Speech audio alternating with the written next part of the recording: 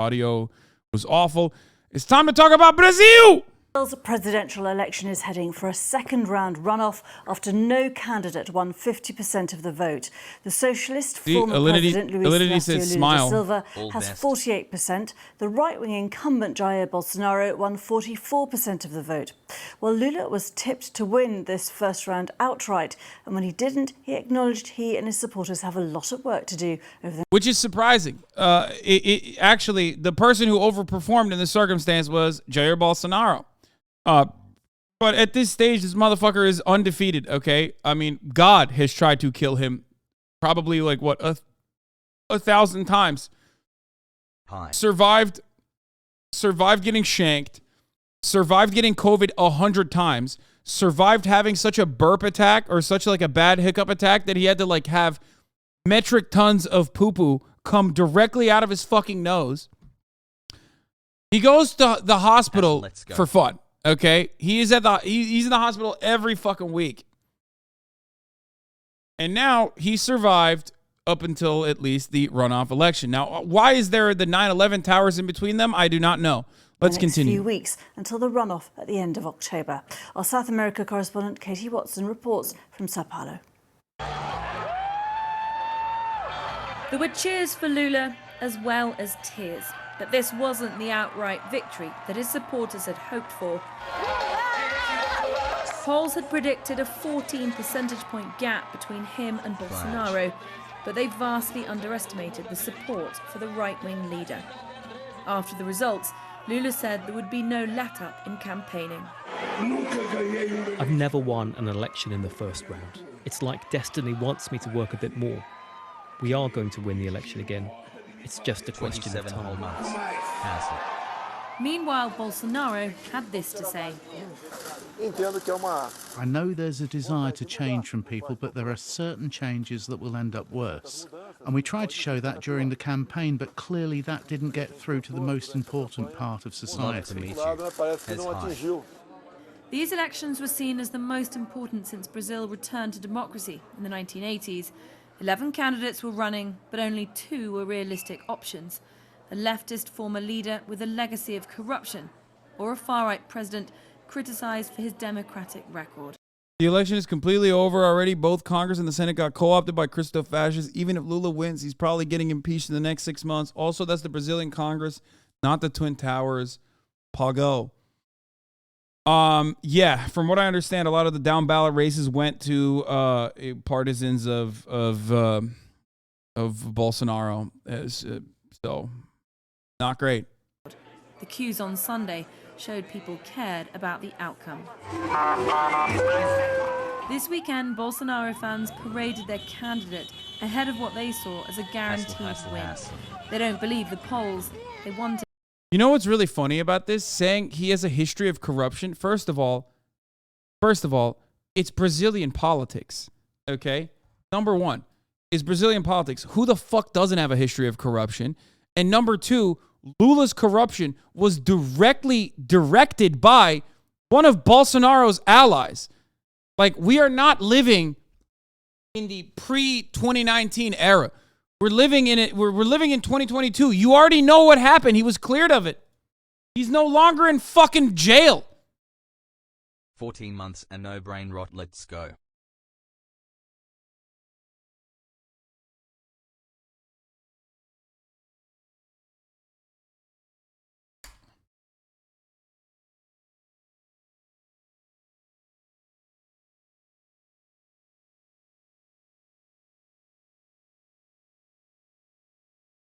Greenwald actually wrote about the Brazilian election results. This is the one avenue where I trust some of his takes.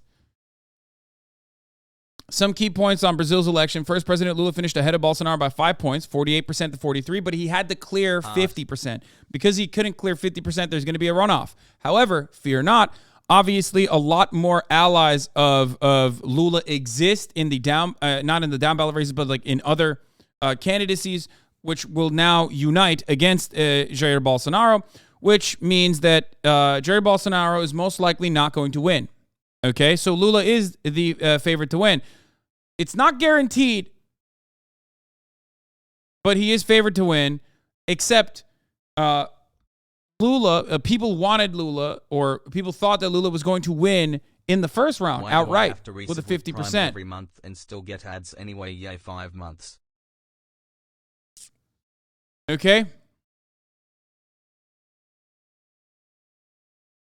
Despite Bolsonaro's second place finish, Bolsonarismo had an extremely good night, far better than polls predicted. That's true. Bolsonaro's party will now have the most seats in both the Senate and the House. A Bolsonaro ally won governor of Rio, and another is favored to win Sao Paulo.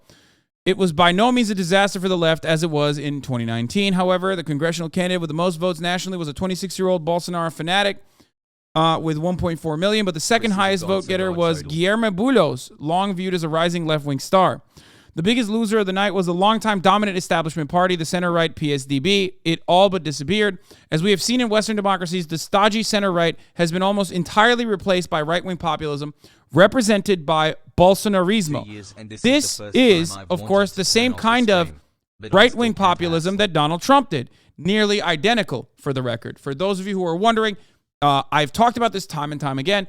Bolsonaro's style of politics, his brand of politics, is almost identical to Donald Trump's style of politics, to a T, where they sometimes use the same exact memes. Like his children, his fail sons, just like Donald Trump's fail sons, are looking at the same exact memes and repeating them, ironically, campaigning on the exact same talking points, okay? Exactly. Like, you have more unique fascism in places like Italy, where you talk about, family values, anti-LGBT, all this shit, right? But then you turn around and you're like, well, I'm also like pro NATO, like the Italian fascists are, right?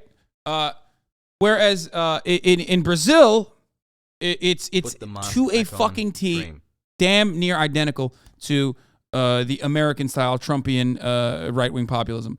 One vital point, it is hard to overstate what a disastrous night this was for mainstream polling. I have never seen polls be so radically wrong. They didn't just pick the wrong winners. In some of the most important races, they were off by 20 to 30 points, always in the left's favor. Of course, he's got to still, rip one to the left, but, I mean, I guess he's not wrong on that. Regardless, so we'll let him have it. I'll give you a couple examples to illustrate how severe it was. In the Senate race in Sao Paulo, the left-wing candidate was predicted to win by 17 points over the Bolsonarista candidate, 47 to 30%. Instead, the Bolsonarista candidate won by 14 points, 50% to 36. Okay? That's a 31-point error. Polls undercounted the Bolsonarista candidate's vote by 20 points. Something similar happened in the SP governor's race. The left-wing candidate Haddad was predicted to finish first. The Bolsonarista won by 42 to 35. They'll have a runoff. In the other big state, Rio de Janeiro, the incumbent governor Bolsonarista Castro was predicted to finish first by 9 points over his left-wing opponent, requiring a runoff. Instead, the Bolsonarista destroyed him, winning the first round by 31 points. Right now, what is happening in Brazil is this. Poorer people, and there's a lot of poverty in Brazil, are on the side of Lula. They are campaigning for Lula. Richer people are very much right-wing. And in an identical capacity, they still are, of course, leading. It's leading to the same exact kinds of results. While polling for the presidential race was less terrible, the most mainstream and prestigious polls had Lula winning by 13 to 18 points. Lula won by 4. Most had Bolsonaro with a 34 to 37%. He ended up with 43. Just an awful performance. Polling errors were so bad, even New York Times last night acknowledged Bolsonaro and his supporters were proven right when they insisted the polls can't be trusted, that they were clearly undercounting support for Bolsonaro and his movement. Even the New York Times itself.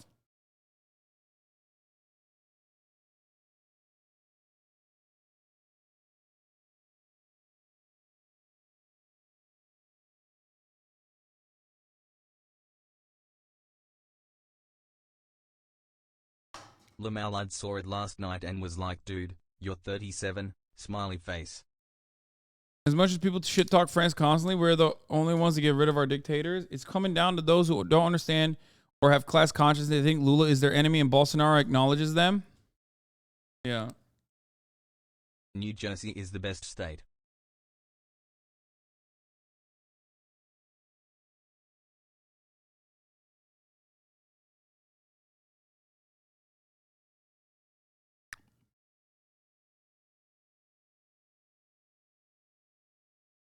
People are talking about DIY HRT on Twitter, and I'm just curious. Could we talk about it? Love you.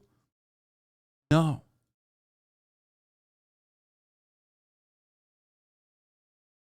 Absolutely not. Was watching compilations of HasanAbi speaking Turkish, and I wanted to ask, when was the last time you went to Turkey? Instead, it was Mr. Bolsonaro who was celebrating while the challenger, Luiz Inácio Lula da Silva, a former leftist president, finished the night ahead, but he far outperformed the forecasts. Bolsonaro had claimed for months that the polls were underestimating his support, using his enormous rallies as evidence, yet every trusted poll showed him behind. This also, ironically, happened. Not exactly. You have a lot of poor people being manipulated by religion and priests to vote for Bolsonaro. Brother, you are getting caught in the same exact trap that Republicans do here in America.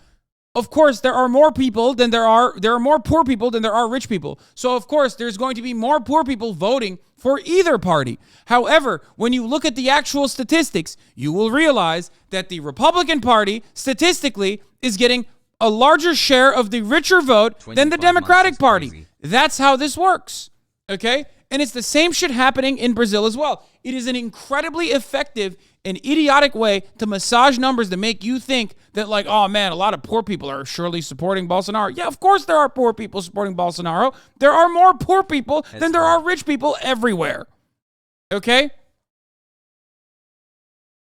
But having said that, there are far more poor people voting for Lula than there are voting for Bolsonaro. That's the point. And there are far richer people voting for Bolsonaro than there are voting for Lula. Sup, chat. Okay? And yes, of course, that religion plays a gigantic role in this, okay? Of course.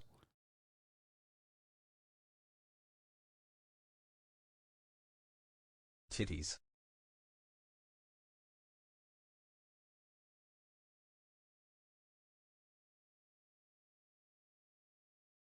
Anyway, Telegram groups of Bolsonaro followers instructed people not to declare vote for Bolsonaro to polls. What?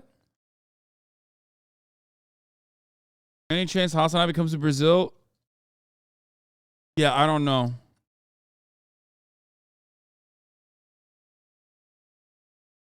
I don't know about that. As the New York Times noted, the huge polling errors wholly due to undercounting of support for Bolsonaro and his movement. It wasn't just at the presidential level, but throughout the country. In many of the key races, having credible polls are important. Who would believe them now? Same thing happened in 2018 in Brazil with polls missing the wave of Bolsonarismo. We have, of course, seen Trump support undercounted by polls in 2016 and 2020. Polls are broken. They're undercounting right-wing support, and it's vital this be fixed to maintain credibility. Then there is the more important question of why Bolsonarismo, even with COVID, widely viewed as mismanaged, and all of his harms is growing, even if Bolsonaro himself loses. Beyond his party, now being the largest in Congress, 7 of his ministers were elected to the Senate. Very few of the explanations for the growth of Bolsonarismo are Brazil-specific. We see the same dynamics throughout the democratic world and in the U.S. In some, the damage wrought by establishment neoliberalism fosters valid rage, then channeled into right-wing populism. God damn it, Glenn Greenwald, I cannot believe I'm saying this, is spitting right now. I do agree with this take almost to a fucking T. If you don't have adequate left-wing populism, okay, a worker-first movement as a counter to neoliberalism, the only kind of counter to that is going to be people who are still interested in straight up having the exact same hierarchy and the exact same power dynamic. However, they're going to do some fake left-wing populism and some very real right-wing populism, which is fascism. Those guys are going to win because people are angry. People are frustrated. They don't like the hand that they've been dealt, and they're looking for an out. They're looking for someone to channel that rage. Okay? And that's what's going on here. Here's the article I wrote about Bolsonaro's 2018 win. I changed a few things 4 years later, but the core perspective about why Brazil, a long center-left country, suddenly embraced right-wing populism still applies. Just to correct one point in the thread, at least 7 of Bolsonaro's ministers were elected to Congress, meaning either the House or the Senate, and not the Senate, as one of those tweets stated. Just to underscore the strength of Bolsonarismo in last night's election, how it will endure if Lula defeats Bolsonaro in the runoff. Bolsonaro's party has the most seats in the House, the most any one party has had since 1998. Lula's party is next with 68. 30-seat difference.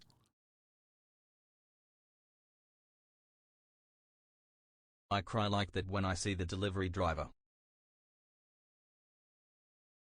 It goes beyond people being like, oh, fuck it, YOLO. People, we're just dumb and we like Bolsonaro, okay? It goes beyond that. Here is Bolsonaro's take. He is not a Bolsonaro supporter, by the way. That's just a meme. Brazil, most voted party in the Chamber of Deputies by state. Bolsonaro's Liberal Party comes first in 9 states, including some of those won by Lula. The PT's best performance is in Piauí, is that how you say it? Where they got 34%. Also, Lula's best state, 74%. 3 months on the brain rot. Okay.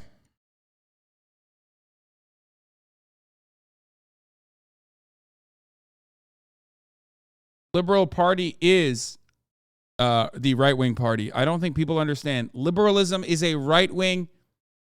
Liberalism is what Americans understand libertarianism as in every other fucking Western nation that has a multi-party system.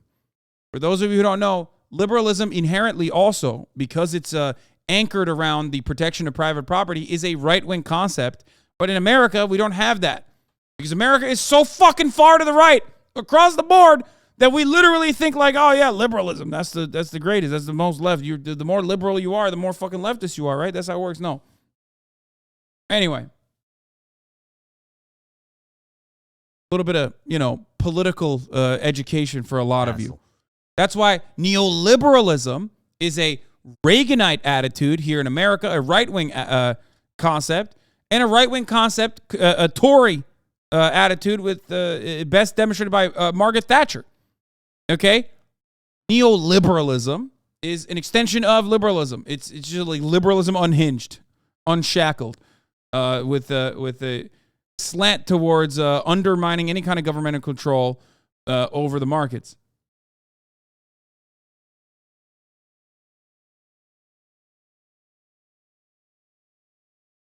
Yo. Comparative Political Theory 102 with Professor Hasan. Anyway.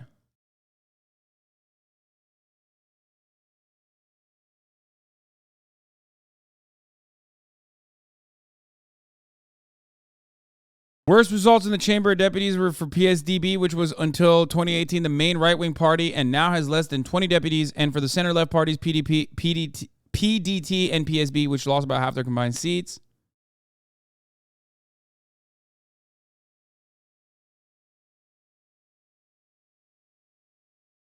I can't believe you've done this.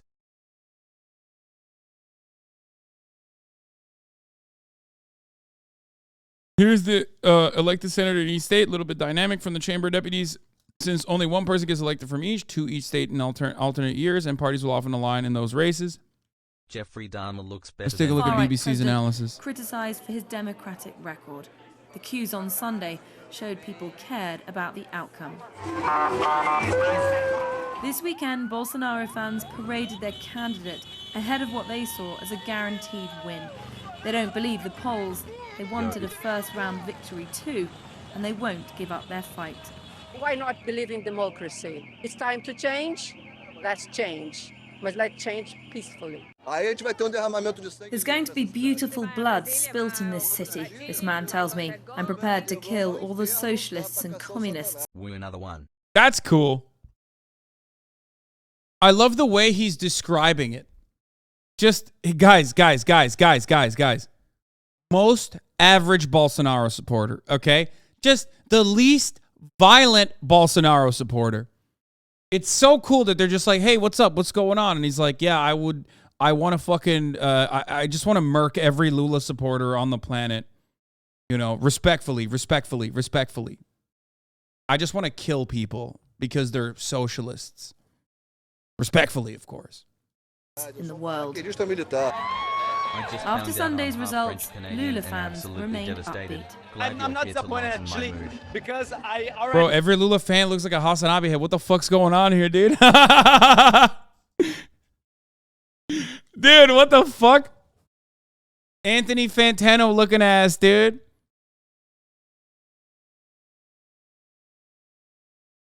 I expected that we wouldn't win in the first turn, but at least we are ahead in the overall results. Bolsonaro said that polls are a lie. Do you think that he's got a point?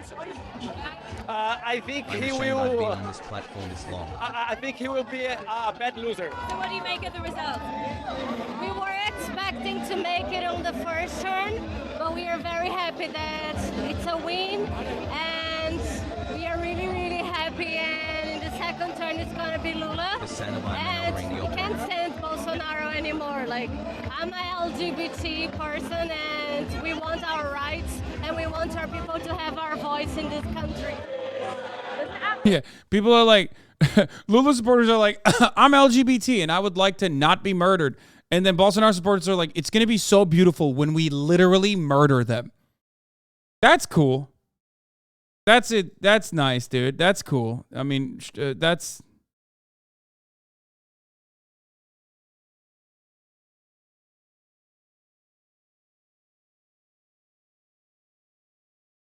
One non-murdering me, please. Much more of relief than a victory parade. The race for the presidency is far from over. The next few weeks will see intense campaigning, and it's about to become much more 10-month personal. brain rot and going strong. Thanks at HasanAbi. Two political foes now going head-to-head to lead Latin America's biggest nation. There's concern this race could also get violent. Katie Watson, BBC News in Sao Paulo. Well, with me is Natalia Passarinho from the BBC Brazil service. Thanks for joining us. What are the reasons that people think that Lula did not win outright on this first round? Well, opinion polls were already showing that if Lula were to win, it would be by a small margin. And so he was within the margin of error that the opinion polls have. But also the turnout has decreased a bit this year compared to 2018. I gotta pee. About 20% Brazilians did not go to vote, and most of them are the poor who have more difficulties going and voting. And Lula is said to be more popular among the poor, so he might have lost some of his votes among his core supporters. What are the issues that the public are most concerned about? What is sort of driving them to vote one way or the other? Well, the economics for sure. The state of the economy in Brazil is not very good. For quite a while, inflation was going high, unemployment was high as well. The economic indicators are getting better now, and perhaps that also helps explain a bit of optimism that could have driven votes to Bolsonaro. Health as well. Brazil was very badly hit by the pandemic. About 700,000 people died, and this is the main issue that might have driven votes away from Bolsonaro. Bolsonaro was very much criticized by his handling of the pandemic, but the big question now is whether or not Bolsonaro will recognize the results of the election if he loses on the second round. He has been casting doubts on Brazilian electronic voting system, and many people say that a runoff brings more risks, that he will continue to say elections might be rigged. And this time around, Brazilians are not electing senators, governors, as much as they were on the first round. Only the ones that are going to the second round, the governors that are going to the second round. So people say, analysts say that there's a risk that he might be more successful in driving his voters to question the results if he loses on the second round. And are his supporters with him on that? I mean, are they also questioning? Yeah, January 6th, dude. They're literally, it's the same shit. Look to America if you want to see what's going to happen in Brazil, okay? Straight up. And the difference, though, with Donald Trump and Bolsonaro is that Bolsonaro, one, comes from a military background, two, unironically ran back in the day claiming that a military dictatorship would be better, has regularly said and continued throughout his reign, continued saying that he thinks the military dictatorship would be better. Brazil has a closer history with it being a military dictatorship, unlike the United States of America, which at least has like the veneer of a Western liberal democracy. And lastly, he at least has some loyalists within the military. He would need a lot more than some. He would need a lot more than some, but ultimately he has some. Whereas it would not work in the same way for would end before my brain rot. For Donald Trump. He literally said the elections were fraudulent when he won in 2018. You know who else said that? Donald Trump. He also said at the top of the hour there's a 6-second ad break, and if you no longer want to see those ads, all you need to do is subscribe, which you can do for $5 or for free with a Twitch Prime by connecting your Amazon Prime account to your Twitch account. Such a long time. Okay? He did say that. He was like, I want you to watch all the ads, believe me. But if you somehow don't want to, then all you need to do is subscribe for $5 or for free with a Twitch Prime. By connecting your Amazon Prime account to your Twitch account, you get one free Prime subscription a month. Use it on your favorite broadcaster. Your stream is fun. Thank you. We like to look at very complicated, convoluted, horrific stories all around the world. And make light of it and try to make educational content Only 2 months in an entertaining capacity. capacity. If you like that, then maybe you're lucky and you get gifted a sub and you no longer see the ads. Or that's if you like it, you can subscribe. Here's the 1 minute ad right now. Questioning the legitimacy. Not all of them. Yeah, not all of them, but part of them are helping spread these messages online. The BBC. Oh, by the way, before I did the segue, I was going to say Donald Trump said that. He won in 2016, and if you remember, the first thing he did after winning in 2016 was, because he lost the popular vote, claim that the elections were fraudulent. He also set up immediately a group to look at the election integrity. He set up a committee, the Election Integrity Committee. He, of course, quietly disbanded the Election Integrity Committee when the results came back and showed that he was full of shit and that the elections were not actually fraudulent in any capacity whatsoever. Many presidents have done this in the past, and their results are always the same. But Donald Trump did do that. He was a sore loser, as we remember from the 2020 election, but he was certainly a sore winner, too. BBC Brazil has reported on thousands of groups on WhatsApp and WhatsApp, Instagram, TikTok, spreading messages of about the electronic voting system without presenting any evidences that the system could be flawed. Natalia Pastrigno, thank you very much indeed. Has Raid Hassel. The latest on the war in Ukraine, Before we get to Ukraine, though, I'm not done yet. Look at this. Juan Guaido, who was promoted by many self-described liberals as the heroic champion of Venezuelan democracy, supporting a far-right extremist over a social democrat in Brazil's elections. That's crazy. Venezuelans will follow the Brazilian election with apprehension, asking God for Brazil to continue to be a refuge and hope, and also so that we never go back to electing politicians who support and finance a dictatorship that massacres them. It's so strange. Juan Guaido, what? That's weird. Why is he fucking defending a straight-up proto-fascist? What the fuck? Weird. Odd. Would have never thought that is what would have happened here. Let's go, PogChamp. Really not crazy if you're familiar with Lula's ties to Hugo Chavez and the Maduro government. Yeah, but wouldn't you say that unironically and unconditionally that Bolsonaro's government is fucking worse? Let's ski. Excuse, he said he stole clothes from me. Is that true? He did. I gave him a shirt, a long sleeve shirt of mine. He needed...